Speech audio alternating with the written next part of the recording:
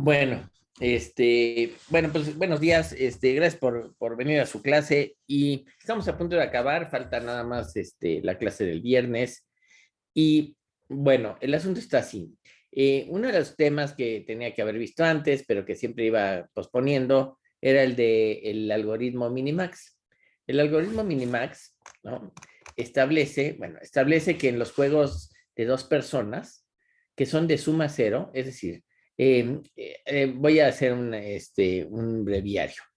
John von Neumann es uno de los matemáticos más importantes del siglo pasado, doctorado a los 20 años, una cosa así, un tipo con una capacidad impresionante.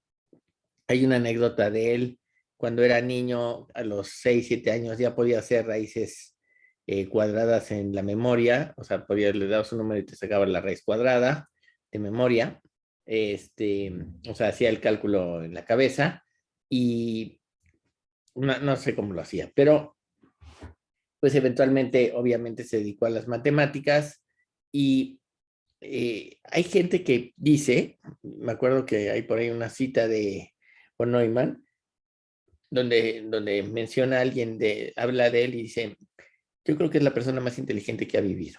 O sea, era un tipo con múltiples intereses, fue tan importante que el gobierno estadounidense lo tenía casi casi entre algodones, lo tenía en muy alto, en un alto grado de información privilegiada y entonces se metía en no sé cuántos temas. Fue uno de los que estuvieron cuando se explotó la primera bomba atómica en Los Álamos, en la demostración, ¿no? Que cabe decir que nadie sabía la potencia de la bomba atómica, ¿no? Se había calculado, pero nadie tenía certeza, ¿no? Y entonces había cálculos que decían, después de este bombazo pueden pasar muchas cosas. Pues que no pase nada o que se acabe el mundo y hay un porcentaje de un 1% que se acabe el planeta después del bombazo porque nos equivocamos en los cálculos, ¿no? Y aparentemente en esa demostración de la bomba atómica en Los Álamos, von Neumann tuvo radiación, como muchos de los que estuvieron ahí, porque tampoco se conocían ni los efectos, y pasaron, no sé, algunos años de eso, no sé cuántos, bueno, pues debe de haber sido 42, 41 por ahí, y y von Neumann le dieron, a ver, déjenme ver cuándo murió von Neumann, para más o menos tener una idea.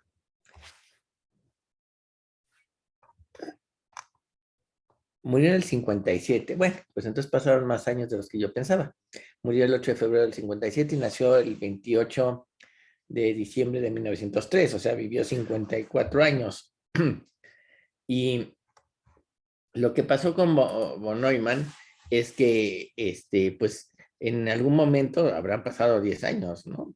Porque, bueno, tampoco la potencia de la bomba no era tal, que un día se cayó y se rompió el hombro la clavícula por ahí, y fue al médico y el médico le dijo, no, lo que pasa es que usted no se cayó y se rompió eso, pero por lo que pasa es que tiene cáncer. Y como están las cosas, no le quedan ni 3 meses de vida, así que vaya arreglando sus cosas. Y entonces el hombre, bueno, terminó yendo al hospital y ahí puso su oficina. Y era una oficina de alto nivel, es decir, tenía militares que lo cuidaban y no sé qué. Y, y pues ahí falleció. Él, no sé si tiene una o dos hijos o tuvo uno o dos hijos, creo que tenía una hija al menos, que escribió un libro sobre su papá, porque el papá quería que la hija se dedicara también a la academia, a la ciencia y demás, y la hija tenía otros planes, ¿no? Creo que no sé si estudió ingeniería o algo así, se casó con un cuate en alguna universidad, pero su papá no quería que se casara tan joven para que no tuviera esas obligaciones además de la parte académica, ¿no? Pero la hija no le hizo mucho caso, ¿no? Y en el libro, en ese libro cuenta que ya al final de la vida de von Neumann ya había perdido su capacidad, muchas de sus capacidades y a veces no podía hablar bien, en fin, no la pasó muy bien al final, pero bueno, así a veces es la vida. Bueno, pues von Neumann es el inventor de la teoría de juegos, a todo esto. La teoría de juegos, en realidad, a mí el nombre no me gusta, pero la teoría de juegos es la teoría del conflicto. A mí me parece mucho más lógico que se hable de la teoría del conflicto. Eh, la teoría del conflicto significa que que todo lo que hacemos, von Neumann lo ve como un juego. Y dice, bueno, si yo quiero comprar algo y el otro me lo quiere vender, yo lo quiero comprar lo más barato posible y el otro lo quiere vender lo más caro posible. Y entonces llegamos a un arreglo donde los dos quedamos satisfechos, ¿no? Entonces, el que vende a un precio considerablemente bueno y el que compra piensa que compró a un precio considerablemente satisfactorio para él y entonces los dos salen contentos, ¿no? Pero hay muchos tipos de juegos. Hay juegos, por ejemplo, colectivos y cooperativos. Por ejemplo, si vamos a la playa con nuestros amigos y hacemos un juego de tener una pelota en el aire sin que pise nunca el piso, sin que llegue al piso, entonces tenemos que hacer un juego cooperativo entre todos, ¿no? Y hay juegos que obviamente son antagonistas, ¿no? Donde hay los dos jugadores o los N jugadores son antagonistas. Por ahí hay un teorema que establece que los juegos de dos jugadores, de N jugadores se pueden reducir a juegos de dos jugadores nada más. Y en ese tipo de juegos hay muchos tipos de juegos que se consideran. Uno de ellos son, por ejemplo, el póker, ¿no? Que se puede jugar entre varios o entre dos personas, pero el póker es un juego que primero no es de información perfecta. Es decir, yo no sé las cartas que tiene el otro, ¿no? El dominó es otro juego donde se juegan, que pueden jugar dos o más, donde realmente no sabemos las fichas que tiene el otro, ¿no? A esos juegos se les llama, los que sí se sabe toda la información en el tablero, se llaman de información perfecta. Por ejemplo, el juego del gato, el ajedrez, son juegos de información perfecta, esos dos. Pero el póker no lo es. Lo que sí es que muchos juegos sí cumplen con la característica de ser de suma cero. Un juego de suma cero significa que es un juego donde la ventaja de uno es la desventaja del otro. Por ejemplo, si alguien tiene 5 puntos de ventaja en un juego X, si es de suma cero, el rival tiene menos 5 de desventaja, ¿no? Entonces, la suma del 5 más menos 5 da 0, por eso se llama juegos de suma cero. Y hay un teorema que se le ocurrió a von Neumann y que eventualmente, bueno, y que se tienen por ahí ideas de que Charles Babbage ya había medio bosquejado la idea del teorema minimax, ¿no? Pero fue von Neumann el que realmente lo presentó, ¿no? Y el teorema dice que en los juegos de dos personas que sean de suma cero, donde cada jugador conoce de antemano la estrategia de su oponente y sus consecuencias, existe una estrategia que permite a ambos jugadores minimizar la pérdida máxima esperada. En particular, cuando se examina cada posible estrategia, un jugador debe considerar todas las respuestas posibles del jugador adversario y la pérdida máxima que puede acarrear. El jugador juega entonces con la estrategia que resulta en la minimización de su máxima pérdida. Tal estrategia es llamada óptima para ambos jugadores, solo en caso de que sus minimaxes sean iguales en valor absoluto y contrarios en signo. Si el valor común es cero, el juego se convierte en un sinsentido, o más bien, en términos reales, pues es un juego donde está empatado, ¿no? En los juegos de suma cero que no son nulos, no existe la estrategia minimax, porque las ventajas que se obtienen de unos y otros, no, o sea, la ventaja de uno no es la desventaja del otro. Entonces, no se puede aplicar ese algoritmo, ¿no? El algoritmo Minimax se ha usado para muchísimos juegos de suma cero e información perfecta. El juego del Go, el juego del ajedrez, el del gato están siempre que, pues, es casi como ilustrativo, ¿no? Y entonces, vamos a analizar el algoritmo Minimax, pero antes quiero hablar un poquito de la función de evaluación. En el artículo de von Neumann, de Claude Shannon, que habla de cómo escribir un programa que juegue al ajedrez, Claude Shannon plantea una función de evaluación. La función de evaluación es un polinomio de grado 1 que contiene, por ejemplo, 9 por la dama del blanco menos la dama del negro. Es decir, si las blancas tienen reina y el negro no tiene reina, pues la función de evaluación, si nada más tuviésemos ese término, diríamos que tenemos más 9, porque la dama vale más o menos 9 peones. Entonces, 9 por el valor de la dama, que sería 1. Bueno, o sea, el valor de la dama son como 9 peones. Si el rival tiene dos torres y uno no tiene, pues entonces el rival tendría menos 10 puntos, porque cada torre vale como 5 peones. Esos valores de peones se han establecido después de muchísimas partidas y años de ajedrez, ¿no? Más o menos ya se entiende cuánto vale cada pieza, ¿no?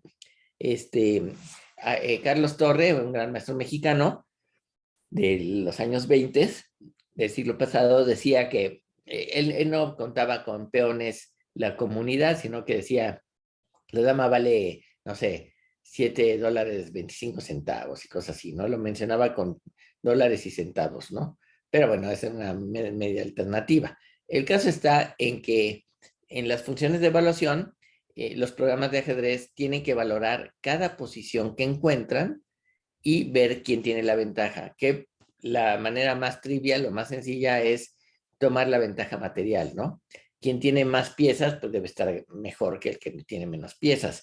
Pero en ajedrez he encontrado que a veces uno regala una pieza por el ataque, el rival se lo come y entonces uno entra con un fuerte ataque y da mate, ¿no? Y entonces el rival tiene en la función de evaluación, no sé, más 15, pues se ha comido un montón de piezas, pero le están dando mate. Entonces toda esa evaluación se debe ir a la basura, no sirve.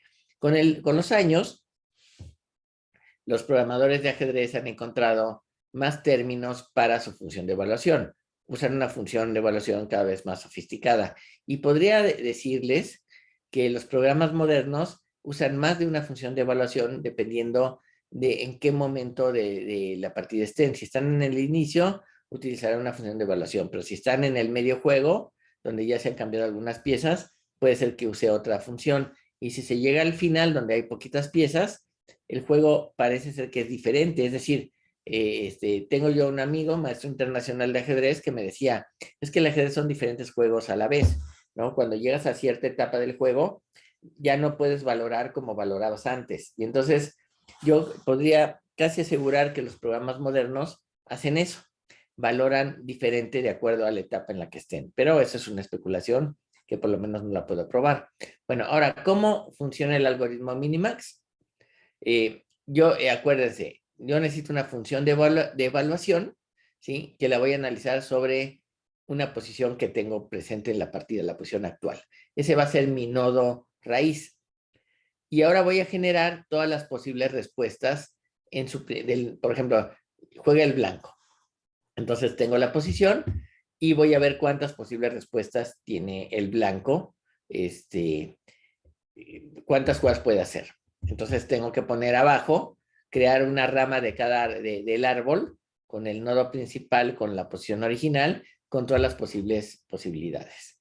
Una vez que ya encontré esas, ahora necesito hacer lo mismo con cada uno de los nodos que acabo de crear, que están abajo del nodo principal, del nodo raíz, y tengo que poner todas las posibles posiciones que se han dado. Déjenme ver si les puedo mostrar un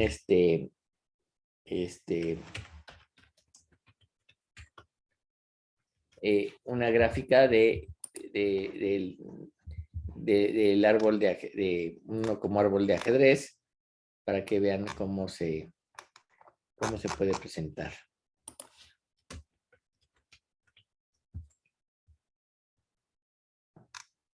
Denme un segundo.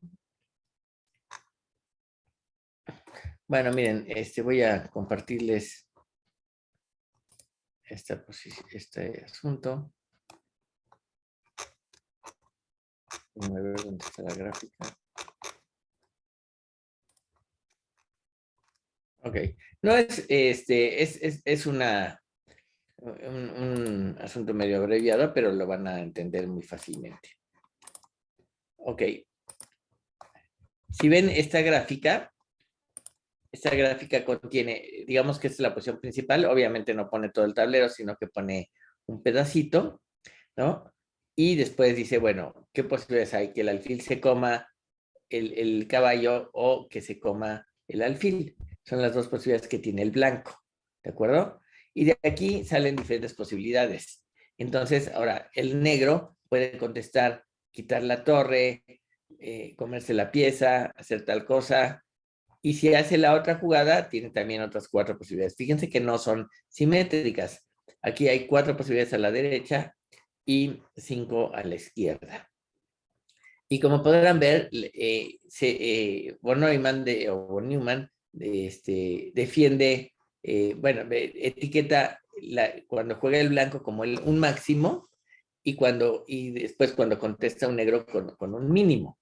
Y entonces básicamente lo que yo quiero hacer en el fondo es maximizar mis chances y minimizar las del rival. Pero el mínimo del rival es el máximo de él, porque son con signo negativo.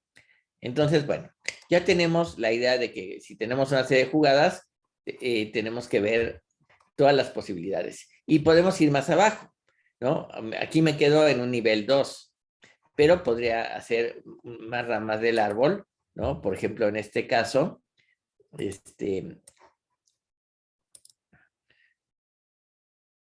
bueno, no sé, también es el mismo caso.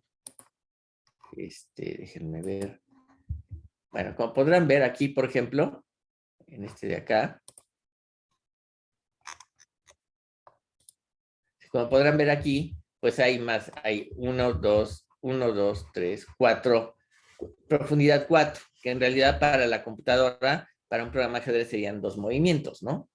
Y por supuesto, probablemente se pueda ir más abajo todavía, ¿ok? Entonces, bueno, la idea del algoritmo es precisamente maximizar nuestras chances y hacer que el rival pues siempre juegue la mejor. Y entonces, si los dos tratamos de maximizar, bueno, como el rival son los negativos, minimizamos, o sea, lo hacemos el más mínimo posible y maximizamos cuando nos toca jugar, ¿no? Entonces voy a mostrarles un primer ejemplo. Aquí lo tengo. Bueno, el otro pude haberlo mostrado. Detalles, ya está bien. Ya. Ok. Bueno, tenemos aquí, ¿están viendo la gráfica que estoy mostrando? Sí, sí, se ve. Ok, bueno. Imagínense que en el nodo principal yo evalúo y no lo voy a evaluar, primero voy a generar el árbol. Entonces, supongamos que genero 2 posiciones. Puede ser un juego de suma cero, no tiene que ser el ajedrez, puede ser cualquier otro. Entonces, genero 2 posibilidades y todavía no las he valorado, ¿eh? Estos valores no existen. Vuelvo a hacer, de aquí salen otros 2 valores y de aquí salen otras 2 posiciones. Estos números ahorita ignórenlos. Y de aquí salen 2 valores, de aquí sale un valor, de aquí salen 2 valores, de aquí sale un valor, y después salen 2 valores, un valor, otro valor, 2 valores, un valor, 2 valores, ¿ok? Ahora, yo lo que hago es, no analizo, no valoro las posiciones desde la posición inicial, sino que genero el árbol, todo completo, todo el árbol de las variantes, me voy metiendo más a profundidad y cuando llego al nodo terminal, que es en este caso, en el valor, en el máximo, ¿sí? En la posición 4, cuando llego al cuarto nivel, voy a valorar la posición con la función de evaluación y encuentro que en esta posición el valor que me da es un más 10. Y aquí me da más infinito. Después, este valor me da 5, este valor me da menos 10, esta posición se evalúa con un 7, la otra posición se evalúa con un 5, aquí me da un menos infinito, que quiere decir que el negro tiene toda la ventaja, por ejemplo, el más infinito significaría que el blanco tiene toda la ventaja, aquí se evalúa con un menos 7 y con un menos 5. Bueno, si ya entendieron esa parte, piensen que no hay que valorar todas las posiciones intermedias, solo hay que valorar los nodos terminales, ¿no? Bueno, una vez que tengo los nodos terminales, lo que hago es, este es el máximo, ¿sí? Este es máximo, y ahora me voy a subir al nivel anterior y va a ser el mínimo, ¿ok? Y el mínimo de 10 y infinito, que es las 2 ramas que salen del mismo nodo, el mínimo es 10, que es el que pongo acá, ¿sí? Aquí, pues el mínimo de 5 es 5, ¿no? Aquí tengo que agarrar el mínimo de 10, que es menos 10, Aquí el mínimo de 7 y 5 es 5. El menos infinito es el mínimo que pongo. Y menos 7, menos 5 pongo el mínimo, el que es más mínimo, que es el menos 7. Entonces, fíjense, valoré solamente estas posiciones y de ahí saqué los resultados para saber los valores que están acá. Ahora, aquí tengo también un 10 que abre dos ramas. Bueno, tengo un valor que aquí en donde estoy marcando, que abre dos ramas, y entonces ahora voy a hacer el máximo. El máximo de 10 y 5, porque se abren dos ramas, pues es el 10. El máximo de menos 10, pues es el único que hay, es menos 10. El máximo de 5 y menos infinito, pues es 5. El máximo de menos 7, pues es menos 7. Y ahora ya tengo, entonces, de esos valores el menos 10 y el menos 7. Y ahora tengo que encontrar el mínimo. El mínimo de menos 10 y de 7, que están en las dos ramas, es el menos 7. Y entonces en el nodo principal aparece un menos 7. Quiere decir que la jugada que tengo que elegir la siguiente ocasión será esta de acá, la de este árbol, la del lado derecho. ¿De acuerdo? Entonces, este es el algoritmo Minimax y garantiza la mejor jugada en un juego de suma cero y normalmente de información perfecta, ¿no? Entonces, fíjense, voy a poner otro ejemplo para que lo vean. Está esto en la Wikipedia, Minimax. Este ejemplo lo están viendo con los triángulos verdes y rojos o no sé qué. ¿Sí lo ven? Sí, profe. Ok, bueno, fíjense en este. Igual, yo tengo mi nodo principal, que es un máximo. Aquí los etiquetan con dibujitos. Mínimo es en morado hacia abajo. Máximo es en naranjo o rojo, o no sé qué color es diablos. Y el terminal son los verdes, ¿no? Entonces, fíjense que el 5, lo primero que hacemos es, no valoramos nada, generamos el árbol en un primer movimiento y encontramos, por ejemplo, que aquí en este juego hipotético hay tres posibilidades. Pero después valoramos una profundidad más y encontramos que hay tres posibilidades para la primera opción, dos posibilidades para la siguiente opción y tres posibilidades para la tercera opción. Y de ahí encontramos que ya no hay más posibilidades en algunas de las opciones, pero en solo dos nacen dos nodos y a su vez más abajo nacen otros dos nodos, ¿no? En el caso del que tengo a la derecha nacen dos nodos, pero de ahí solamente uno de ellos, ¿no? Es un juego hipotético, no importa el juego realmente. Bueno, y ahora lo que hago es evaluar. Entonces, de acuerdo a la función de evaluación que yo tenga, encuentro, por ejemplo, que los valores que me da la función, que es un número, es 5, 8, 9, 2, 9, 1. Y entonces lo que voy a hacer es encontrar el mínimo, ¿sí? El mínimo son los que están en triángulos morados o azules, no sé qué color sea ese. El caso es que voy a agarrar el mínimo es 1, el mínimo es 2, entre 9 y 1 es 1, entre 9 y 2 es 2, el mínimo entre 5 y 8 es 5.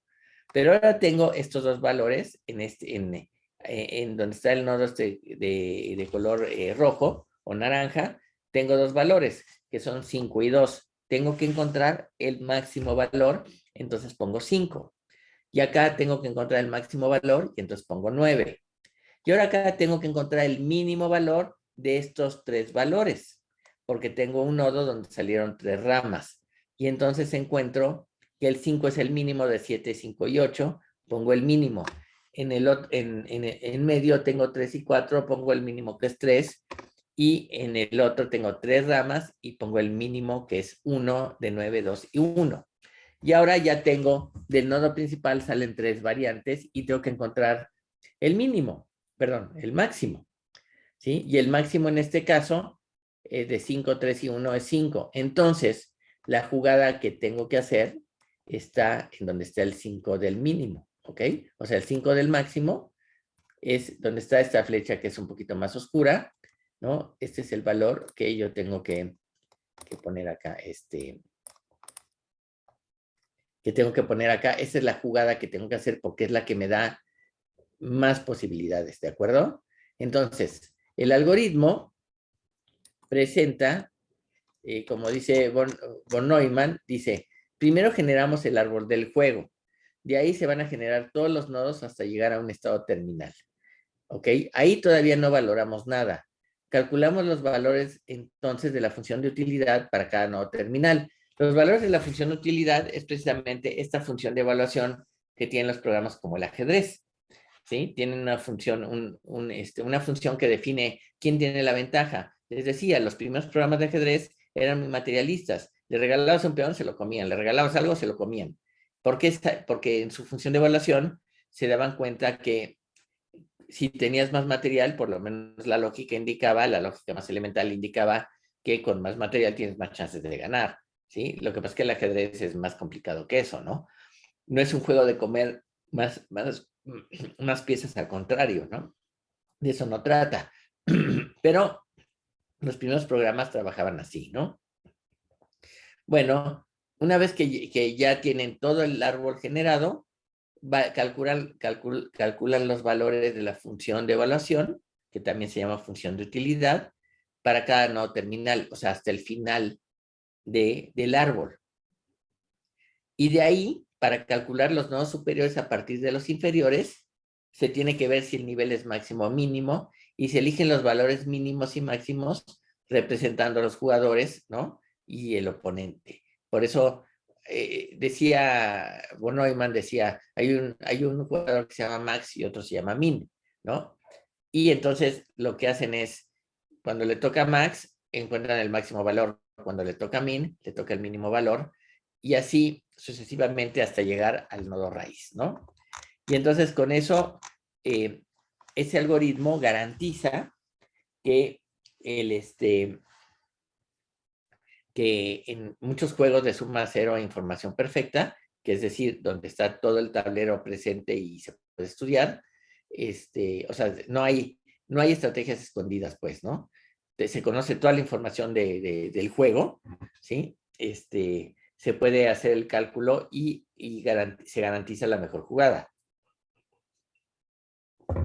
Ojo, se garantiza la mejor jugada, pero esa mejor jugada tiene que ver con la función de evaluación. Si nuestra función es muy mala o es o está incompleta, pues nuestros resultados van a estar también incompletos o van a ser muy malos, ¿no? Como les decía, los primeros programas, su función, alguien dijo, no, ponemos nada más, quién tiene la ventaja y no sé qué, pero déjenme mostrarles a eh,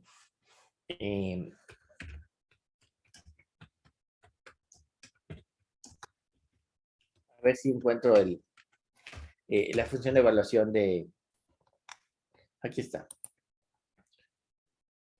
¿Sí ven el documento de Claude Shannon o no? Sí, sí, debe. Ah, ok, bueno. Entonces, miren, fíjense en esto. Bueno, aquí, este fue el primer artículo de los primeros que leímos, ¿no? Y Claude Shannon lo que hace es, dice, fíjense en este valor de acá, ¿ok? En esta función, se los voy a poner más grande. Fíjense en esto que acabo de marcar en azul. Bueno, lo que dice es que la función de la posición, la función de evaluación de una posición, dice es 200 puntos, rey blanco menos rey negro. La verdad es que puedes quitar esto sí, curioso que nadie lo haya tomado en cuenta, pero puedes quitar rey blanco menos rey negro, porque si no hay reyes no hay partida. O sea, si el blanco tiene un rey y el negro no tiene un rey, pues sería 200 puntos a favor del blanco, pero no se puede jugar. El ajedrez requiere de que haya rey, que no te hayan dado mate. Entonces yo quitaría este término. Este término me parece superfluo y que no lo necesitas. Pero aquí, por ejemplo, lo que les decía, las damas valen 9 peones. Entonces, si el negro tiene la reina, que es Q' y las blancas no tienen la reina, pues es menos 9, ¿no? El valor que da. Ahora, 5 puntos vale cada torre. Entonces, si uno tiene torre y el otro no tiene torre, pues son más 5 o menos 5, dependiendo quién lo tenga. Para el alfil y para el caballo es más o menos igual, se multiplica por 3. Un alfil vale como 3 puntos y un caballo vale como 3 puntos más o menos. Y el peón vale 1, entonces ni siquiera pongo el número 1. Pero después decide 0.5 por cierta situación, ¿sí? Y ahorita les explico cuál es, y la situación que es, son doblados, los peones doblados, los peones retrasados y los peones aislados. Por cada peón aislado que tenga el contrario, o sea, uno de los jugadores doblados es 0.5, valen 0.5 más los peones, ¿cuál es lo segundo? Que estén retrasados, ¿sí? S menos S prima y después I menos I prima, que son los aislados. Y al final, la movilidad, ¿no? Que la mide von Neumann, Claude Shannon la mide como la cantidad de posibles jugadas que puedes hacer en ese momento y lo multiplica por 0.1. Entonces vean cómo, y se pueden poner más términos, como en esos 3 puntitos que pone, obviamente se pueden poner más términos, ¿no? De hecho, la función de evaluación puede ser un polinomio muy grande. Y en la medida de que vaya creciendo, pues obviamente lleva más tiempo calcularlo, ¿no? Entonces, pero esta función que usa Claude Shannon es bastante patito, es decir, es una de las clásicas primeras versiones de una función de evaluación para un programa de ajedrez, pero sí adolece de que no juega muy bien, ¿no? ¿Ok? Entonces, de acuerdo a la función de evaluación que ustedes tomen, ¿sí? Van a poder hacer que cuando generen el árbol, ¿no? Y después evalúen los nodos finales, vayan hacia atrás y terminen por saber cuál es la jugada que deben hacer. Ojo, esto, lo que los programas de ajedrez revisan a veces a mucha profundidad. Más o menos el ramaje de un árbol de ajedrez es de 30 movimientos, es decir, de la raíz salen como 30 posibles ramas y a su vez otras 30 posibles ramas y a su vez otras 30 posibles ramas. ¿Sí? Más o menos, a veces suben un poquito, a veces bajan un poquito, pero en promedio tienen eso. Y eso significa que cada vez que bajamos un nivel, pues va aumentando exponencialmente, ¿no? Entonces aumenta de 30, eh, si tengo, por ejemplo, 3 posibilidades, pues, bueno, tengo 30 posibilidades como primera vez y cada una genera 30, entonces va creciendo muy rápido. Entonces, el problema es que no puedo ir demasiado lejos en la profundidad como para llegar al final de la partida. ¿Por qué? Porque me quedo sin memoria, ¿no? Entonces, no tengo ni siquiera chance de generar todo el árbol que quería generar. Los programas modernos para la PC pueden generar árboles muy, muy grandes con la memoria, son muy eficientes y el resultado que encuentran es y lo hacen muy, muy rápido y valoran muy, muy rápido. Entonces, los programas pueden analizar muy bien y muy rápido, ¿no? Pero están limitados por la memoria, ¿no? Y no se trata de que le pongan más memoria. Si le ponen más memoria, de todas maneras, si le duplican la memoria, de todas maneras se la van a chupar muy rápidamente porque todo crece exponencialmente, ¿no? Y el crecimiento exponencial es bestial. Entonces, no hay memoria. Si le ponen 4 veces la memoria, se la va a chupar también. Y no van a subir, no van a tener mucha más profundidad. Entonces, este algoritmo hay que podarlo, ¿sí? Es decir, hay que decir, bueno, voy a analizar 6 niveles u 8 niveles y ya, ¿sí? Porque no puedo analizar 50 niveles o 70 o 100, ¿no? 100 niveles serían 50 movimientos, que sería como casi una partida más o menos, ¿no? Pero no se puede, no alcanza la memoria, ¿no? Entonces, porque acuérdense, hay que generar el árbol de todas las posibilidades y eso es lo que lo hace latoso, ¿no? Los programas modernos son muy eficientes, generan muy rápido y déjenme decirles que Deep Blue y tenía, como también la máquina de Bell, la máquina de Ken Thompson, tenía un chip que generaba todas las posibles posibilidades, o sea, todas las posibles posiciones en el juego del ajedrez desde la posición que le daban. Y lo hacía muy rápido porque lo hacía por hardware, ¿no? Que es lo más rápido que lo puedes hacer, ¿no? Entonces ya no hay que hacer instrucciones que son instrucciones de máquina, son de microcódigo y lo hacía muy rápido. IBM también con Deep Blue implementó una serie de chips para hacer la generación de movimientos. Piensen ustedes que la Deeper Blue, que era la máquina que le ganó a Kasparov, podía analizar 200 millones de jugadas por segundo. Bueno, 200 millones de jugadas por segundo, poder analizarlas significa poderlas crear para poderlas valorar. Y eso, ¿a qué horas lo hacen? ¿No? 200 millones de jugadas son muchas jugadas, ¿eh? Son muchas posiciones a analizar, ¿no? Entonces hay que reconocer que el hardware es muy, muy poderoso en ese sentido y que además, particularmente en la máquina de IBM y la máquina de Ken Thompson también se hicieron chips, o sea, hicieron tarjetas con chips para que fuera más rápido que por software, ¿no? Y mientras, ahora, no necesariamente que el que analice 200 millones juega mejor que si analiza solamente 10,000 jugadas. No, sino que tiene que ver con la función de evaluación y con otra cosa que se llama la poda alfabeta. La poda alfabeta, a ver si me da tiempo el viernes de mostrárselas, que es esta de acá. A ver si la revisamos el viernes. La poda alfabeta es una mejora sobre el algoritmo Minimax y entonces elimina ramas que no son tan importantes o que el sistema no considera importantes y entonces se ahorra más tiempo, ¿no? Todos los programas modernos usan alfabeta, ¿no? Que es una variante del Minimax, básicamente, ¿no? Pero sí hay que reconocer que von Neumann era un tipo muy, muy capaz y que él desarrolló el algoritmo Minimax, que se dice fácil ahorita, pero sí le echó cabeza para además garantizar, porque él demostró que es cierto, que en el algoritmo Minimax se encuentra la mejor jugada de acuerdo a la función de evaluación que estemos usando, ¿no? Entonces, bueno, esto sería para complementar cómo los programas juegan, los programas modernos. Sin embargo, como vimos el lunes, AlphaZero utiliza una red neuronal y no usa alfabeta, usa el método de Monte Carlo, que ya vimos que es, juguemos muchas partidas, muchas partidas, veamos cómo terminan y entonces decidamos qué jugadas son las mejores, ¿no? Primero jugamos al azar, pero vamos refinando porque vamos viendo qué jugadas me dan más oportunidades y entonces voy cambiando los pesos para darle más crédito a esas posibilidades que a las que no me han dado tantas buenas noticias. Y entonces, con el método Monte Carlo, el AlphaZero, que juega tan bien como los programas modernos que funcionan con Minimax o Alphabeta, AlphaZero analiza 80,000 posiciones contra 90 millones de posiciones que analiza Stockfish, ¿no? Y sin embargo juegan igualmente bien, ¿no?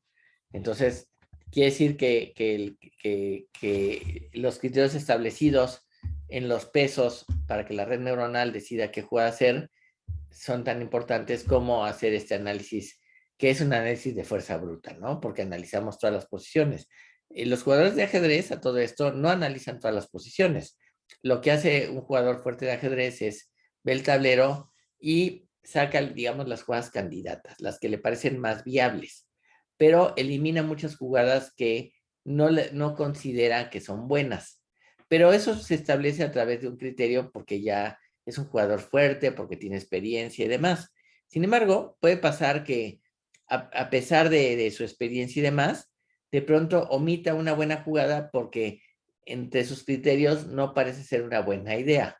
Y la computadora nos ha mostrado muchas veces que por no analizar todas las posibilidades, de pronto no encontramos la mejor jugada, ¿no? Se nos pasa. Y déjenme decirles que yo hace muchos años me contacté con Ken Thompson porque yo quería hacer un programa de ajedrez que jugara más inteligentemente, no con Minimax y Alfabeta ni nada por el estilo. Y le decía yo, deberíamos tratar le decía a Ken Thompson, mi plan es tratar de encontrar qué criterios se pueden establecer para buscar una mejor jugada, como si fuesen no una búsqueda de fuerza bruta, sino pues más bien una heurística. Y me dijo, mira, mucha gente se le ha ocurrido esa idea, no eres el primero.